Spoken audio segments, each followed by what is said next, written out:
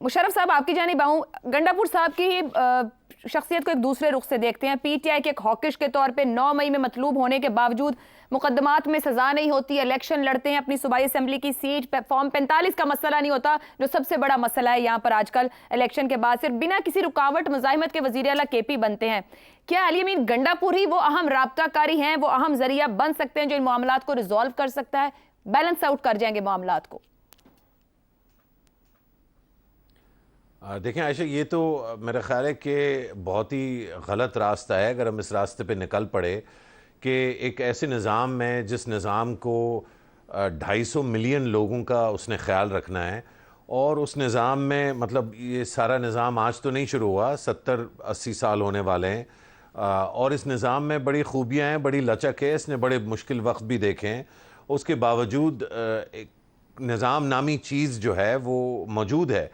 उस निज़ाम से हट के अगर हमारा सारा तज्जिया या हमारी सोच इस तरह से हो जाए कि इनफरादी तौर पे एक सियासतदान या एक किरदार के ऊपर हम तज्जिया करना शुरू कर दें कि रियासत के अहम तरीन मसाइल का हल शायद वो हो, तो मैं समझता हूँ ये तो फिर मेरा ख्याल है फिर हम जनाजा जो है वो देर हो रही है, क्योंकि जनाजा तो इसका निकल जाना चाहिए। फिर आप इसको जो लफ्ज़ इस्तेमाल करना चाहें आप कर सकते हैं, लेकिन मेरे ख्याल है कि इशू अली अमीन गांडापुर नहीं है। और जो आज की ये जो डिबेट जहां शुरू हुई, इसका जो सवाल था कि ये दोनों साइड ऑफ द विकेट्स पे खेल रहे हैं या नहीं, तो मेरे ख्याल है ये भी इसकी फ्रेमिंग भी थोड़ी गलत है, क्योंकि अगेन ये अली अमीन गांडापुर को जो है फोकस कर रहे हैं हम। असल इशू ये है कि या तो पाकिस्तान में वफाकी निज़ाम है या नहीं है, और जहाँ तक मैंने आखिरी चेक किया ये एक वफाकी निज़ाम है।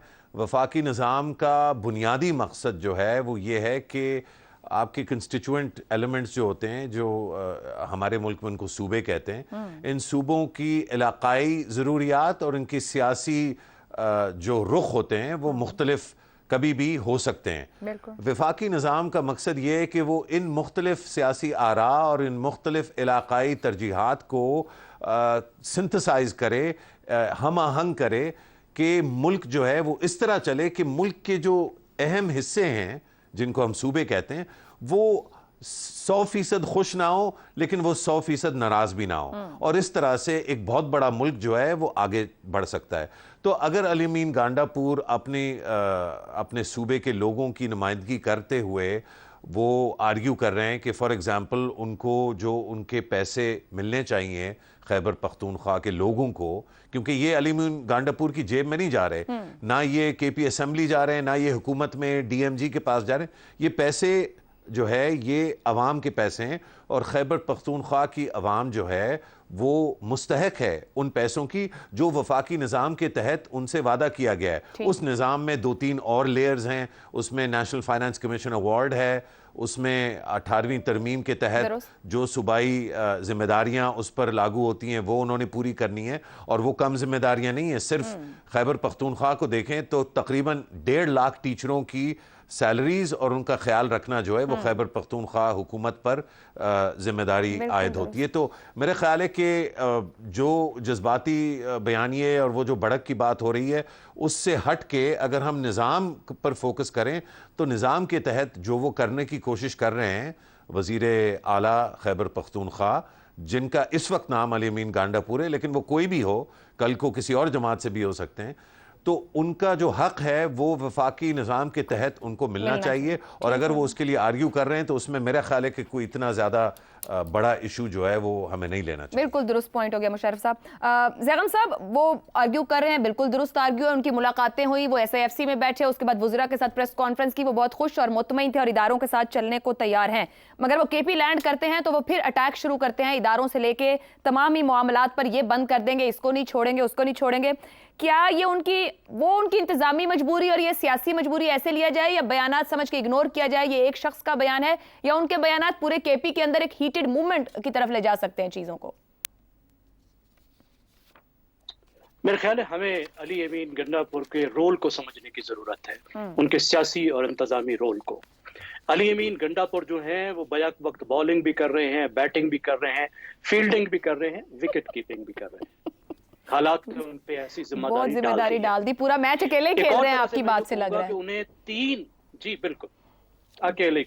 देखिए 3 बॉल्स उन्होंने इकट्ठे हवा में रखनी है। उन्होंने अपना हलका भी संभालना है और उनके हलके में जो उनके मद्दे मुकाबिल हैं, एक वजीर आला खैबर पख्तूनख्वा है फैसल करीम कुंडी, और दूसरे मौलाना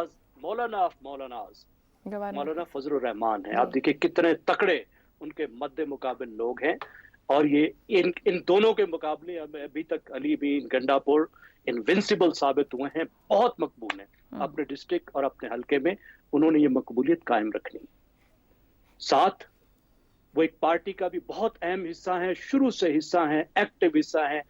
वो टाइगर भी हैं अपनी पार्टी के, और इस वक्त उनकी पार्टी जिस पोजीशन में है, जिस तरह पार्टी का रगड़ा लग रहा है, उन्होंने पार्टी का मोरल भी बुलंद रखना है।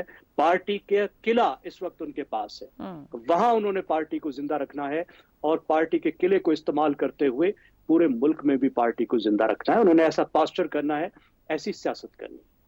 तीसरी बात, वो पाकिस्तान के बहुत ही अहम सूबे के वजीर आला हैं, और इस वक्त उनके पार्टी के पास सिर्फ ये वजारत आला है, इसी वजारत आला का सहारा है। यहाँ पे उन्होंने पार्टी की मकबूलियत को कायम रखना है, और अवाम में अपनी मकबूलियत को कायम रखना है, और डिलीवर करने की कोशिश करनी है। अब हल्के से जरा बात शुरू कर लेते हैं। अब उनके हल्के का, बल्कि पूरे डिस्ट्रिक्ट का मसला ये है कि उसमें जितने फीडर हैं, जो ज्यादा फीडर हैं, वह 90% बिजली चोरी होती है। अब जब 90% बिजली चोरी होती है तो 20 घंटे वहां लोड शेडिंग होती है। अब हल्के का क्या बनेगा? और बहुत से केपी के ऐसे मामलात हैं जब बिल्कुल यही सूरत हाल है। अब उन्होंने बयानात देकर शोर मचा के, जो सख्त बयानात की आपने बात की, उन्होंने कहा जी बिजली हम बनाते हैं। बिजली खैबर पख्तूनख्वा नहीं बनाता, बिजली खैबर पख्तूनख्वा में बनती है। हमने 3 दरिया बेचकर वो डैम बनाया था पूरे मुल्क में जहां से बिजली बनती है। क्योंकि खैबर पख्तूनख्वा में बनती है, इसलिए खैबर पख्तूनख्वा का उसकी आमदनी में हिस्सा बनता है। हमें इस बात पे क्लियर रहना चाहिए, खैबर पख्तूनख्वा के दोस्तों को भी क्लियर रहना चाहिए। पाकिस्तान फेडरेशन है, खैबर पख्तूनख्वा का भी है वो डैम, लेकिन पूरे पाकिस्तान का भी है। पूरे पाकिस्तान ने बहुत कुछ दिया उस डैम को बनाने के लिए, उसको लेकिन उसका फायदा क्या हुआ? जो उन्होंने बयानात दिए, अपने हक पे एम्फेसाइज किया, बिल्कुल ठीक है, उनकी हक तलफी हो रही है, जहां तक उनके हक की बात है उन्होंने उसकी आवाज उठाई, बिल्कुल ठीक किया। नतीजा क्या निकला कि वादों के बदले में उन्होंने लोड शेडिंग में कमी ले ली, अपने लोगों के लिए रिलीफ ले ली।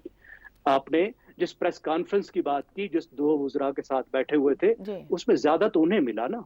जवाब में तो उन्होंने कहा कि हम काम करेंगे, कम्युनिटी के साथ काम करेंगे, हम बिजली चोरी को रोकेंगे, लेकिन लोड शेडिंग तो भी कम होगी ना। तो उन्होंने अपना फायदा ले लिया, लोगों को रिलीफ दे दी, हल्के में भी बेहतर उनकी सूरत हाल हो गई, उसके अलावा सूबे में भी उनकी सूरत हाल बेहतर। ज़ैगम साहब फायदा ले लें और वापस जाकर फिर बदजबानी और ये लहजे हो, ये मामलात को चलाएंगे, वो बैलेंस कर लेंगे 2 पटरियों पर चलते हुए, इधर अच्छे उधर बुरे? देखिए, इसमें ये बात हमें समझने की जरूरत है कि पाकिस्तान की जो फेडरेशन का जो माजी है, उसमें छोटे सूबों के साथ जितनी ज्यादतियां की गई हैं, उसके नतीजे में ये एक नॉर्मल बात समझी जाती है कि छोटे सूबे के सियासतदान सख्त जबान इस्तेमाल करें। ठीक हो गया, वो बर्दाश्त करनी पड़ती है और करनी चाहिए। दुरुस्त। उसकी वजह हमारी फेडरेशन का पास्ट है कि ज्यादतियां कितनी हुई हैं। अब ये 4 गालियां भी नहीं सुन सकते ये इस्लामाबाद वाले, इतनी 70 साल ज्यादतियों के बाद। तो ये एक नॉर्मल बात है, बहुत बड़ी बात नहीं समझी जाती। आखिरी मुझे इजाजत दीजिए कि वजीर आला के तौर पर उन्होंने फेडरेशन से ताल्लुकात रखने हैं, वो वजीर आजम से भी मिलते हैं, SIFC में भी जाते हैं, तमाम फोरम्स में जाते हैं। मेरे ख्याल में अभी तक ही इज प्लेइंग वेल। और अगर आप KP के खैबर पख्तूनख्वा के सहाफियों से पूछें तो अभी तक कहते हैं कि उनकी मकबूलियत भी जो है सूबे पे काफी ज्यादा है। दुरुस्त हो गया जी।